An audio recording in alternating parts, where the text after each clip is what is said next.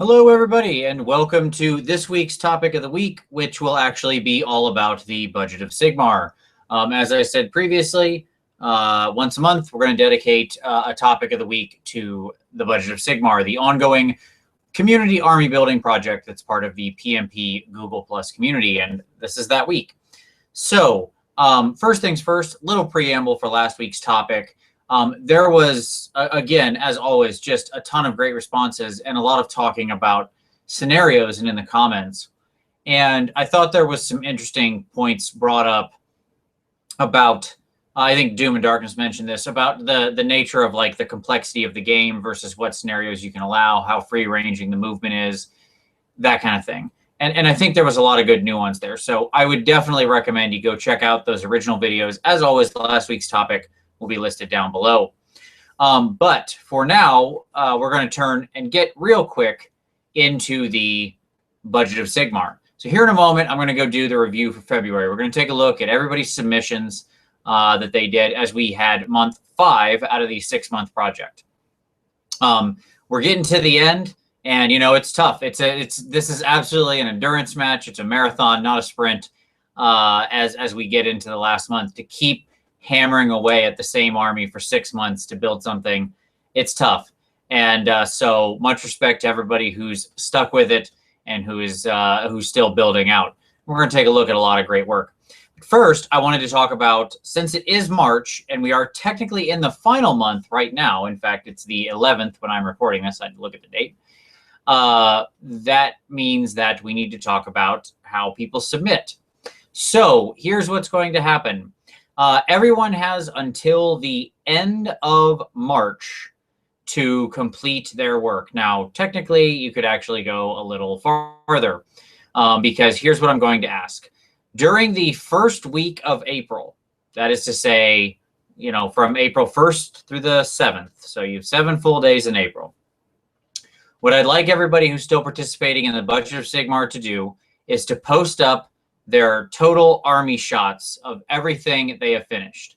Try to get one full army picture together, and then if you want to do individual shots as well, that's fine. But do try to make sure you have one full army shot of everything you've completed as part of the Budget of Sigmar. I know some people like myself also did other models for their army outside of the budget. Leave those out, okay? So like when I do my Tzeentch force, which you can just see over my shoulder there, I'll take out all the stuff that I did extra. I'll just do the Budget of Sigmar things. And so then when you post it up in the comments, put, you know, your total number of wounds, total number of models, right? Because that was part of this challenge, is that you had X number of dollars. You had to have at least 100 wounds and at least 30 models. So we want to see who got to the goal line. I suspect most people who finish will have easily achieved that, but we'll see. And then what I'm going to do is, once that week is over, everybody will have until the 7th, okay? Once that's done, that's the final close of submissions. I'm going to take all of those photos that people submit, and we're going to have a little poll, a little survey, just like I set up for the end of the year awards in the PmP, okay? So that's where you'll be able to find it. And if you don't know what I'm talking about with the PmP Google Plus community, it's our hobby-focused community, where you make a pledge every month and then show your progress and then finally post your end of month submit. And then at the end of every month, there's, as well as ongoing, there's assistance and critiques and constructive criticism and all that sort of thing, to just sort of spot everybody and keep them motivated. There'll be a link for that down below if you're interested in joining. But it's a very positive community. And so in that community, under the Budget of Sigmar heading, I will post a link to that poll, where I'll set that up, and we're going to have some fun categories. I'll do a video, of course, when the poll goes live, and so everybody will know. I'll share it all around and such, and we'll talk about what the categories are going to be. But we're going to have a lot of different fun categories, all related to this. You know, of course, some of it will just be what was your favorite. I mean, you know, what's your favorite army? But we're going to do a lot of other things too. Stuff like, who do you think you know, used their money the best, who got the best bang for their buck, all that kind of thing. So there's gonna be a lot of fun, different options to vote for. Even if you didn't participate, of course, I want many more people than just who participated in the budget to vote. We want the community feedback on our budgeteers I think this is a fun way to recognize them and to show those people who did a lot of great work. Okay, so let's talk about what are those dates. So you have until the end of March to finish your last month's pledge. Technically, you could go a little farther as long as your pictures are up by the 7th. So if it takes you a few days in March or in April, I'm not looking over your shoulder. That's fine. I have no issue with that. We'll give everybody a little grace period there.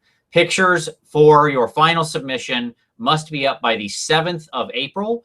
Total Army shot must be in there. Include as many individual unit shots as you like.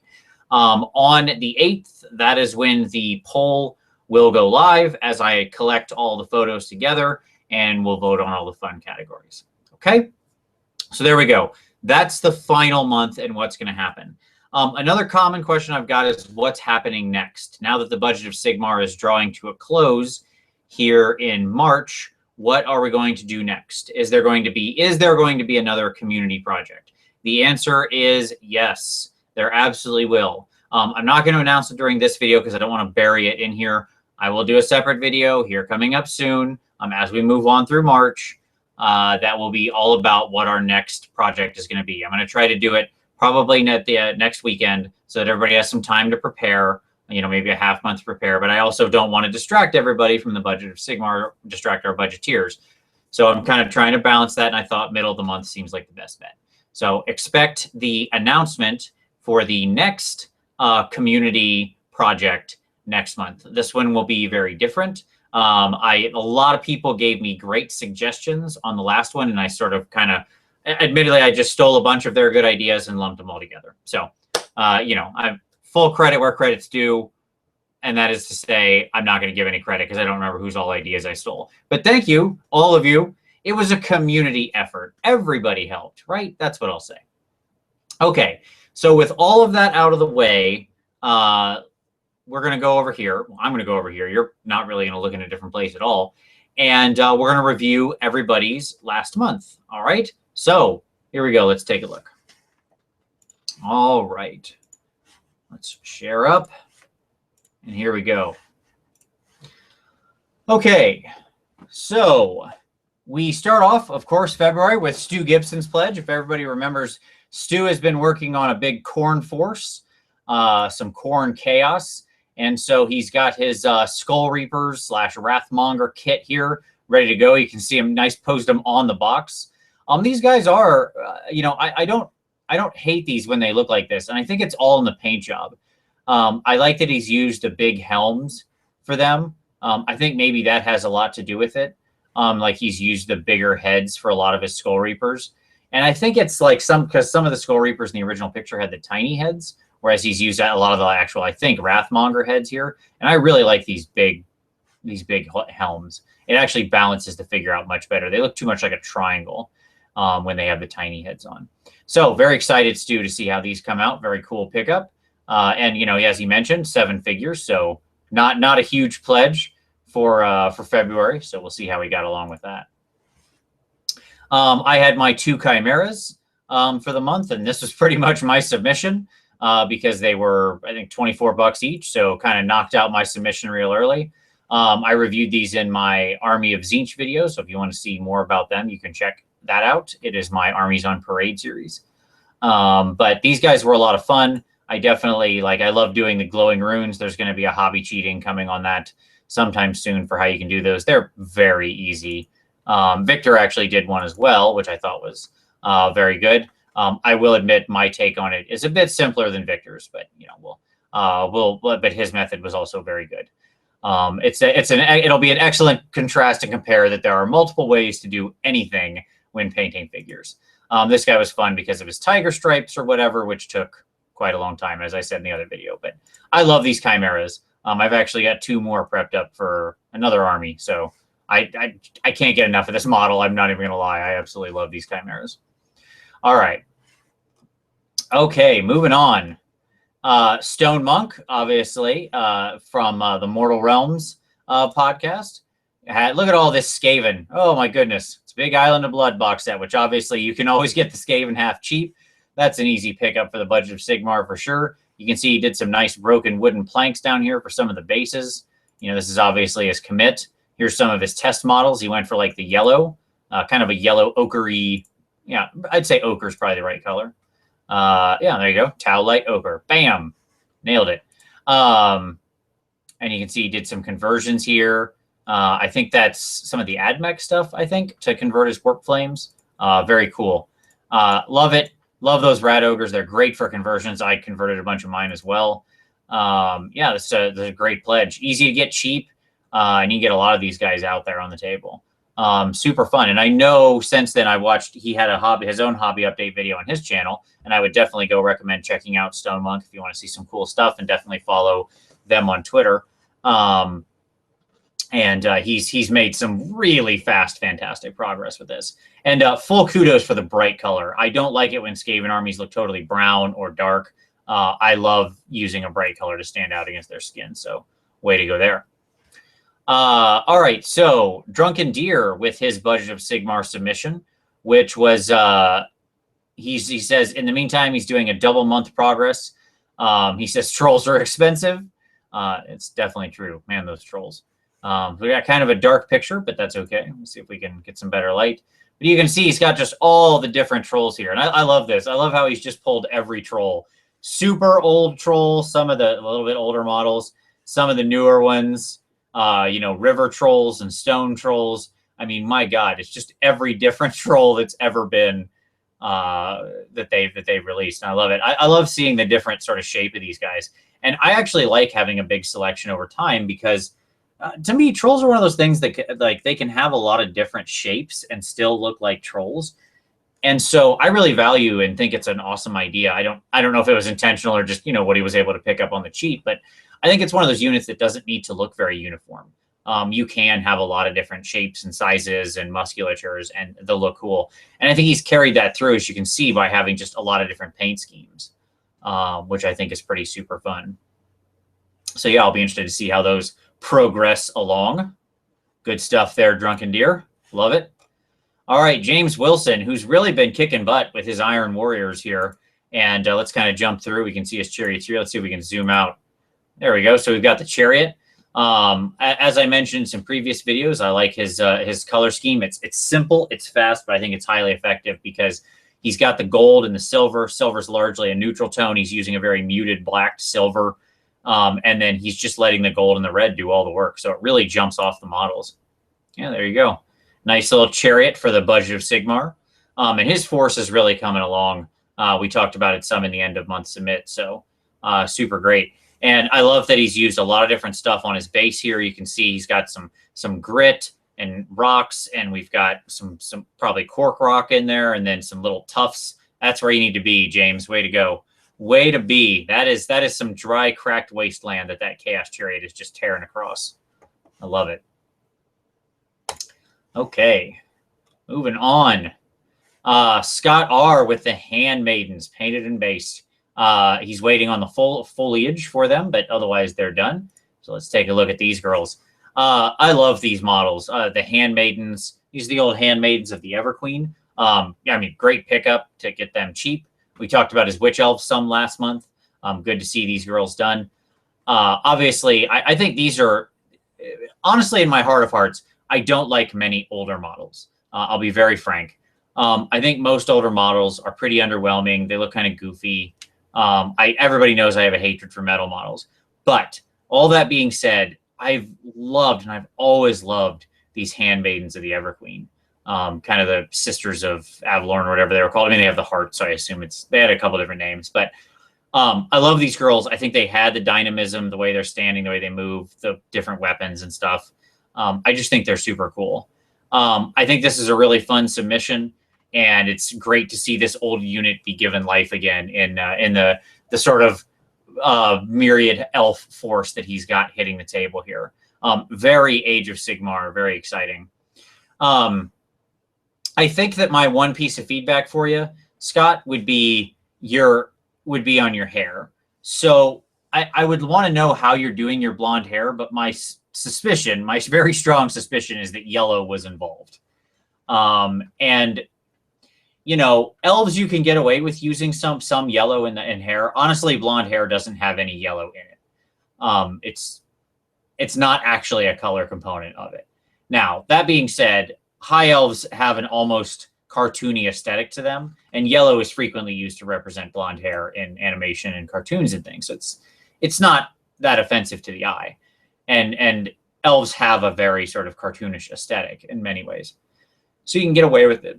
But that being said, I think you have a bit too much yellow. To really replicate blonde hair, what you want are tans, whites, maybe some ochre mixed in there, sepia. And then if you want to use a little yellow, you can, to sort of call out some highlights and stuff like that and touch it.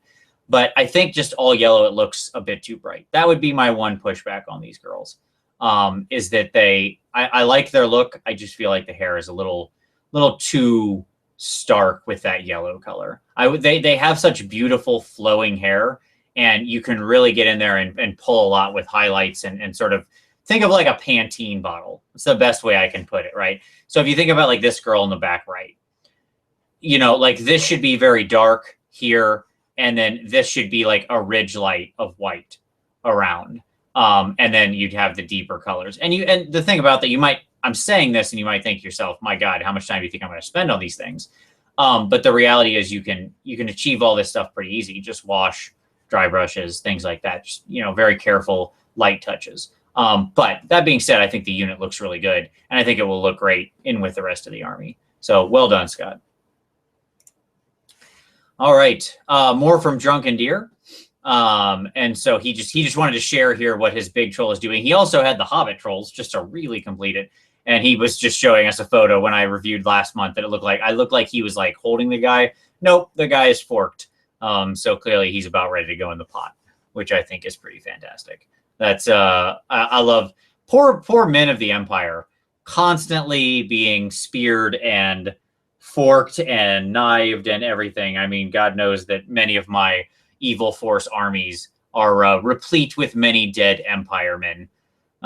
State troops are good for nothing else. If they're good for nothing else, casualties is something. All right, Melissa N., who had joined us kind of late on, but still very excited. Her pledge was for, as we can see here, some daemonettes. You can see she's got them together there. So very excited for that.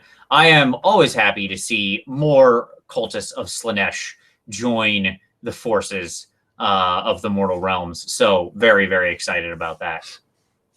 And then we'll see some of how she progressed as we move on. All right. So she also is a great one. We can see a little progress shot as she moves through. But what I wanted to focus on this was she also converted up this excellent herald, which I love this idea. So she took the old female sort of vampire model, which this one's, I don't know if this was like an old version of Isabella or just the old female vampire. I honestly do not remember, but I do like the sculpt very much. I love the completely ridiculous over the top kind of collar / headpiece thing. And, you know, she just did the very simple conversion of adding the big claw arm. Doesn't take more than that. Like a lot of Slaanesh is in like a claw or a tail and just that color scheme, right? Because Slaanesh's colors are so defined in that white, purple, and sort of magenta pink. And, you know, when you paint in that color scheme, you can very easily turn something, even if it's from another range, Slaanesh. And I know she finished this, so we'll come along in a little while. Oh, in fact, right now, bam! So there you go. We can see her finished daemonettes in the background, and there's the herald. And I think this honestly had this is a much better picture than what was shared in the end of month. So I'm almost sad we didn't have this to comment on. So Melissa, my feedback: your daemonettes look good. I would even say maybe what you want to do is take some more of the pink and work it into the daemonettes. And it looks like you did just a little. I would say take that up a little more. Have the tips of their claws go into the pink. Have the edges of their hair go into the pink, that kind of thing, right? Because you've got this very stark pink back here on the banner and on the herald. Let some more of that carry through. Take that magenta, take that pink, hit the edges of those claws, the tips, the edges of their feet, right? The edges of their hair. So you kind of got the edge of the model is fading into that magenta at all points. And then it will really match up very good with this. And you could also then carry it through on her a little more by having that transition through. So, but looks great. The conversion came out very nice. All right. Yeah, here we go. So there's another photo. It looks like you did there. It looks like you carried out some of that. I don't know if like that's just different lighting or if that was more work on it, but I definitely like that. And I feel if you did lighten that up and it's not just the light, the actual direct lighting playing tricks or whatnot. Yeah, I like what happened there. All right, Tom with his January pledge finished up, but that's okay. So here we've got some more additions to his dwarves. As everybody knows who's been following this along, Tom basically, by hook or crook, sort of got his hands on a huge number of dwarves. And as usual, these guys came out really nice. Tom's been doing a great job with this force. He did mention that he's going to put something on all the banners, so I won't bust his chops for that as I normally would. He is going to freehand them. He just wants to kind of finish the force and look into the runes, and he's going to go back and just do all the freehand at once. So you get a pass this time, Tom. I'll give it to you. But what I really want to focus on here with Tom's force, they all look great, but I really want to focus on his sort of enamel armor because I think this came out really well. He has this darker green kind of being the enamel color of the armor and then the gold as the filigree above it, which I think looks really great. So the deep hunter green and gold have always been a color combination that appeals to me. And part of that is because that very deep hunter green has sort of natural brown tones in it, and brown tones are what underlies gold. So there's the same root color hiding underneath both of those. Like, so even though you don't recognize it, it's there. Both of them have brown shades in it. And so they look like they belong together sort of subconsciously. But I also very much like this take on the Longbeards. I've seen a lot of people do these as just like the shields and the armor as just steel with gold highlights. And the problem with that is when you zoom back away, you look at the army, they just look like a big wall of metal. And they look boring, frankly. I think with Tom doing this with the enamel, he made the force look much better. And now when we pull away, we see the green and the gold. And I think it makes them stand out so much more. So it's a great example that, look, just because a figure is done in metal armor doesn't mean that like you going to your pot of steel is the only thing you can do. There's a lot of other options, and you can add some color and life to your force. Okay, let's keep going. Chubby Sore with his Khorne Knights Wrathmonger conversion. I love this guy. This is a great conversion. So again, like the Wrathmongers, you know, on foot, I don't know that I was a huge fan of them. I think they're okay at best, but here, I don't know. I'm a pretty big fan. I love them as the torsos and the helms for the riders. I guess the one thing I wish is I almost wish he had gotten rid of the flails too, as it just kind of made it. To me, that's the, you know, the one strange thing, and you'll put maybe like just big ensorcelled weapons in their hands or something. But that being said, this is a fantastic conversion, and I really like it. I think these are super cool, unique Khorne Knights, and they really, really smack of like Chaos Knights of Khorne to me. More so than just taking the normal Chaos Knights and say turning them red or something, right? So this is just a wonderful conversion. I really like it. I guess what my only thing I would say here is, and again, anytime we deal with red, it's always touchy to touch and go to make any advice because photos and lighting just play hell on photographing red. But I'd love to see some deeper red tones in the armor, down into like some whole reds on these plates and up here and stuff like that, so that this really stood out. You did some like edge highlighting here and stuff. I'd love to see this transition be even larger. So, you know, some glazed on deep whole red up toward here where the light wouldn't catch, or up under here, you know, that kind of thing. Just to really set off the lighter parts, because if you don't want to go lighter in the red spectrum because you want to stay all red, that's okay. But then it would let you pick it out. It would set off the highlights more. And you did it up here on the Khorne guys. I don't know if that was just because you used a wash and because their muscles are, like, these dudes are ripped. They are the most bro.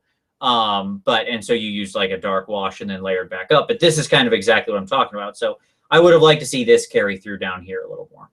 But I love you picked out all the muscles really well. That looks great. These dudes look super, super buff. All right. Great job. Moving on. All right. So Stu finished up his Skull Reapers. Here we go. So again, with his carrying on, if we remember from previous months, Stu uses the red helms with the black lower parts.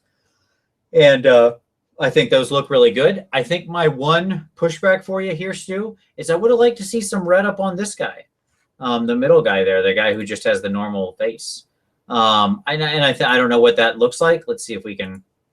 We got the Bloodstoker. Oh, an old Scar, who he snipped the flails off of. Thank you, Stu. Wonderful. I didn't catch that those were in the original pledge, so I'm very sorry. But wonderful snipping off those flails. The axe flails are dumb. It's, oh my God, that's just terrible. But you've done a good job here of just getting rid of those. And he looks great with two big axes.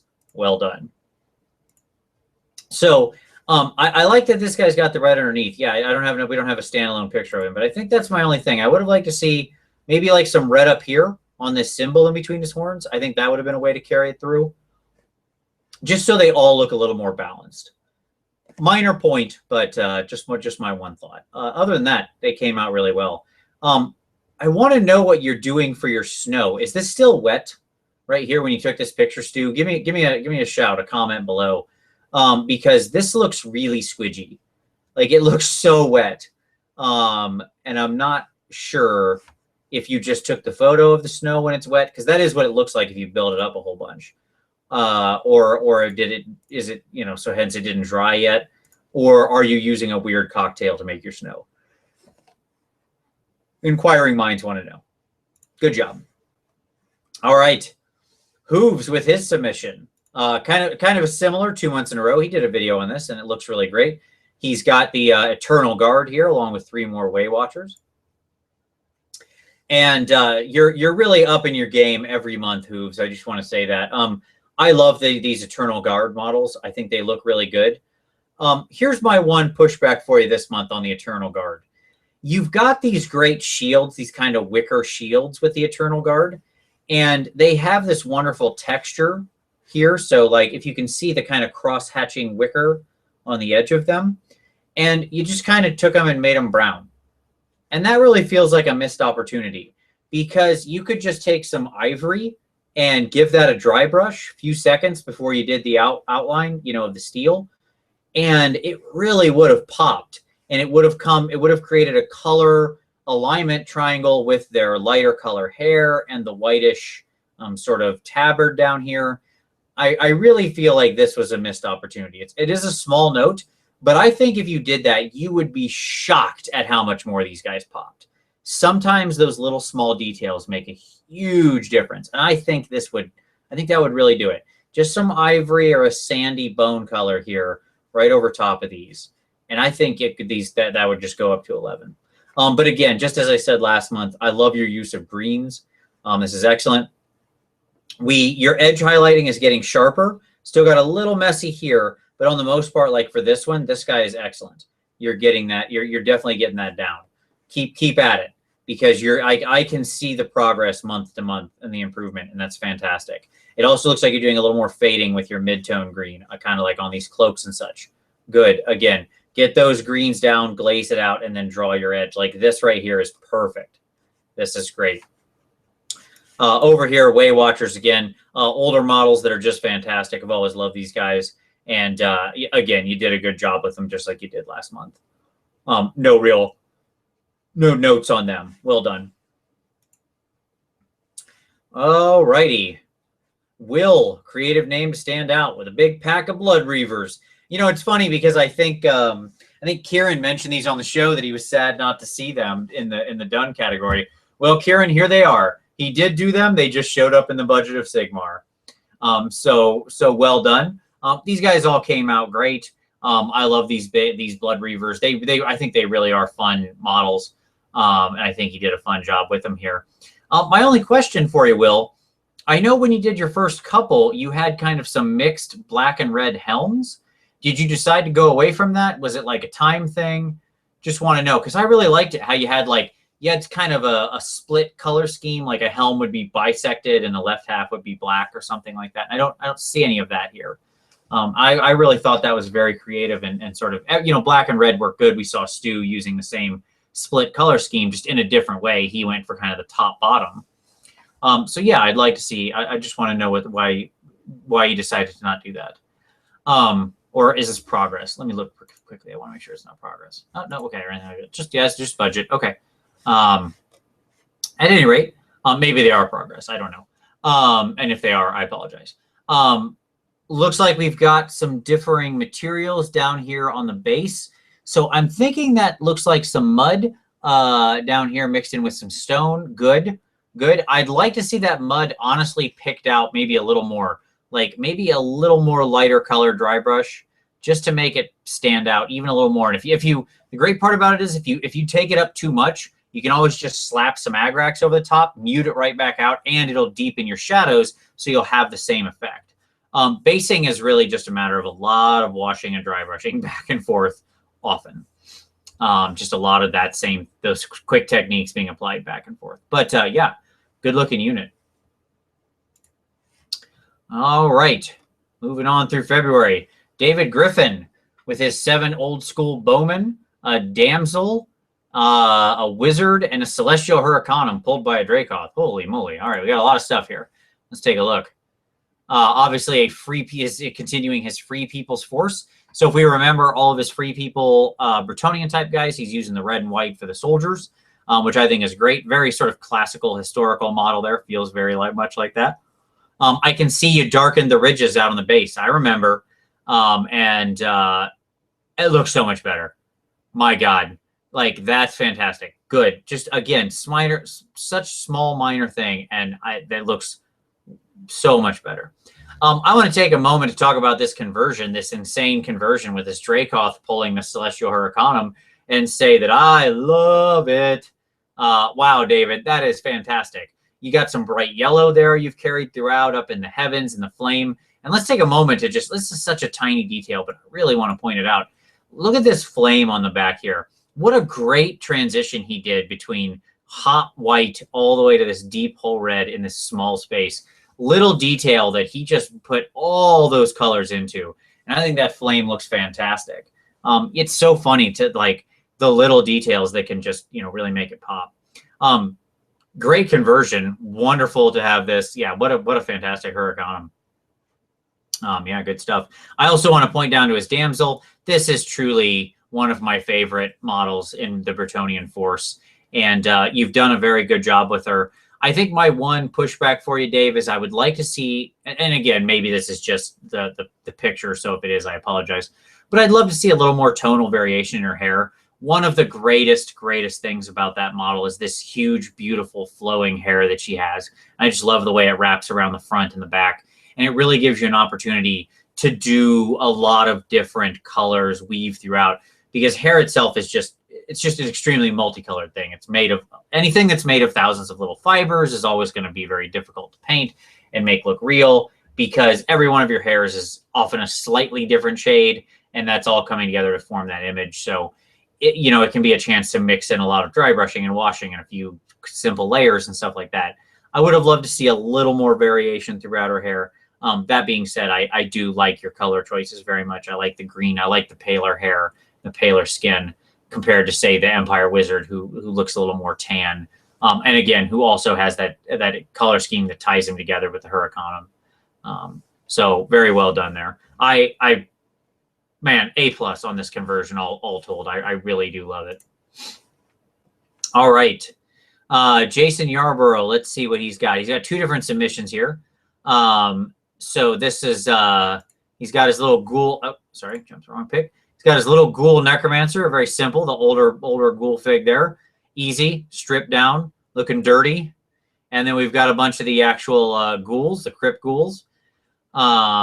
Very nice. I guess what I'd challenge you here with, Jason, I like them. One, I need to see some basing action. These guys aren't done yet.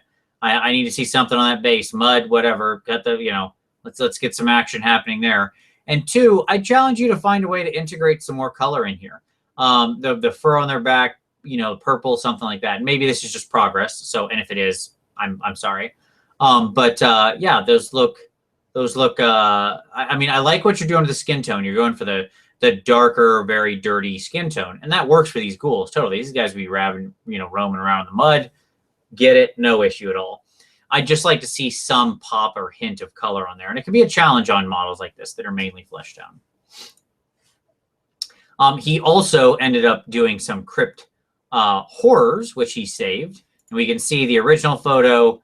Yeah, not so great. Those guys, those are a little rough. And we can see how he saved them here. Much more matte skin tone, a lot dirtier. Good stuff. Really, I think you turn those around. Definitely. Again, I would just like to see, like this one is going the right direction. You've got kind of the red, the muscle. I'd love to see a little more of that color splashed in throughout. I definitely want to see some stuff on these guys' bases. Look at those giant bases. Get something on there. Tombstones, torn up earth, purple flowers. I don't care, whatever. Something. All right. Then we're basically up to the final day of the month. Last submission, Rasmus. He's Rasmus 7814. He didn't get as big of a submission, but still pretty nice. This is for his ongoing sort of Kislev Ulrich themed army, and here we've got the Huntsman out there. All, as you can see, they're actually, let me see if we can get focused. There we go. He's actually got them covered in the snow because these guys have been out ranging around so long. And then he's got his Bright Wizard emerging out of the flames. That's very fun. I like that. As usual, Rasmus, I want to see some better photos with some background. It's always hard to tell because this guy's kind of he's so dark he gets lost against the black of the box here. But again, I very much like the concept. I like how you carried the blue throughout a lot of the Huntsmen. I would have liked to see a little more blue on these two, just to kind of really, but maybe it's kind of their pants. That guy's pants kind of look like they might be blue. Hard to tell. But I like it. Using the snow on the models, having snow on a thing that's walking around is tough because it's always going to look kind of strange to your eye. You have to really walk outside in the snow for a while to get it to gather up. And then it gathers in weird places. So I guess what I would say here for you, Rasmus, is when you're going to do snow on the model, if you think about the last time, what you looked like the last time you walked around in a heavy snowstorm, what happened is only the parts that are stationary and constantly vertical collected the snow. So when you came inside, what it probably looked like is you had a little bit of snow on, like, certainly on your feet and the bottom of your pants and whatnot. But then your shoulders were probably covered and the top of your head, right? And if your arms are down at your side, and moreover, what do people do? They just kind of naturally go like, you kind of naturally brush the snow off your arm, right? And so a little bit of snow maybe around like the edge of like the edge of your sleeve or something, but it should mostly collect up top and be kind of an even thing. So it's almost like as it would rest on a statue, right? Because everything else you have is in motion. Your legs are moving, your arms are moving. That's generating heat, wind, blowing snow off you. It's just harder for it to collect. I think you need to, like, it really has to be applied to a being that's walking around in a sort of very careful pattern. But I like the idea, certainly. And you got a good execution here. As usual, I'd like to see a little more, clarity to the photo, just so I could really judge. But I love this idea of the Bright Wizard sort of emerging from a smoky bamf, teleporting in like Nightcrawler. So super cool. He's got more pictures too. Let's jump through. Maybe we've got a better angle on it. Yeah, there you go. So you can kind of see it better there where it's kind of like he's summoning up the fire. It's a really cool idea. So yeah, very nice. All right. Okay, so that brought us to February 29th and the end of the submissions for February. So back over here. So there you go. Another month down. 5 months in, you can see we still got a lot of people submitting, and that's awesome. We're getting to the point where it is crunch time, folks. At the 11th, as I stated at the beginning, 20-ish days to go, though you're going to have a little bit of a grace period there. Don't forget the important dates. You have until April 7th to post your pictures for your full army on the Budget of Sigmar, what you did to complete your army. Please include at least one total army shot. Please include in the post the total number of wounds and total number of models painted. Okay, so wounds, models, total army shot, posted up by the 7th of April. All right, and on the 8th, the poll will go live with a lot of fun categories to vote. And as I mentioned at the top, we will be announcing the new community challenge project next week. So stay tuned for that. That should be a lot of fun. To all our budgeteers, fantastic work. Love it. Keep up the great work. Keep hobbying. Whether you're participating or not, I hope this inspires you to put together your own army to get to end the scourge of gray plastic, which is what we're always trying to do every day. But for everybody watching and for all of our budgeteers and everybody else who participates in this wonderful hobby and this wonderful community, thank you very much, and we'll see you next time.